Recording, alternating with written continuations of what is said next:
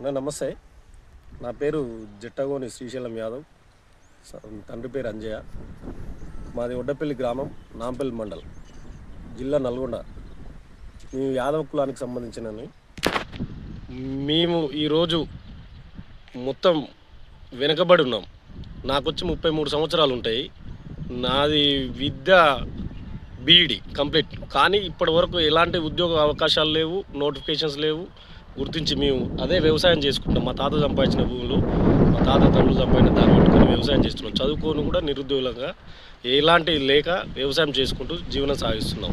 ఇంకోటి, నేను గొర్రెల కాపుర సంఘం అధ్యక్షుడు మా గ్రామానికి. మా గ్రామంలో వచ్చి మా జనాభా 25% ఉంటుంది.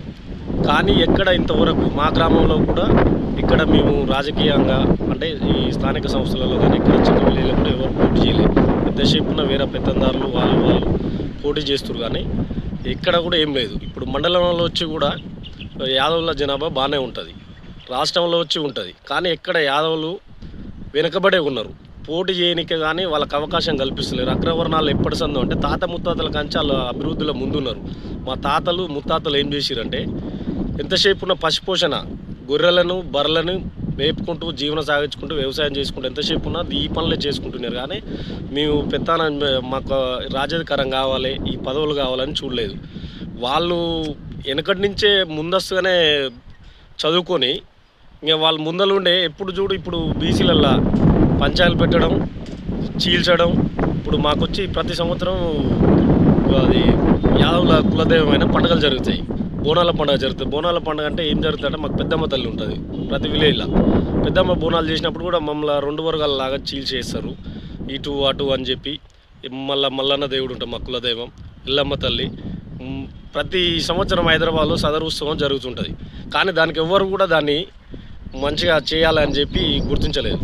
ఆ ఉత్సవాలు ఇలాంటి యాదవులు ఉన్న మేము ఇప్పటి వరకు రాష్ట్రంలో కానీ ఇక్కడ ఒక యాదవ కులానికి సంబంధించి ఒక మంత్రివర్గం, ఒక ఎమ్మెల్యే లేడు. ఉన్న ఎమ్మెల్యేలకు కూడా మంత్రివర్గంలో ఎక్కడ కూడా స్థానం కల్పించలేదు. పైన సెంట్రల్ గవర్నమెంట్ కూడా అట్లనే ఉన్నది. మొత్తం మేము వెనకబడి ఉన్నాము. మమ్మల్ని గుర్తించి మా జనాభాకు అనుగుణంగా రిజర్వేషన్లు కానీ స్థానిక సంస్థలలో కానీ మా యాదవులను కూడా గుర్తించి వాళ్ళకు పోటీ చేయదలుచుకున్న వాళ్ళకు అవకాశం కల్పించాలి. అదేవిధంగా మాకు యాదవులు అంటే ఒక చరిత్ర ఉంది. ఇప్పుడు వర్షాకాలం ఈ సంవత్సరం వర్షాలు సరిగ్గా పడలేదు.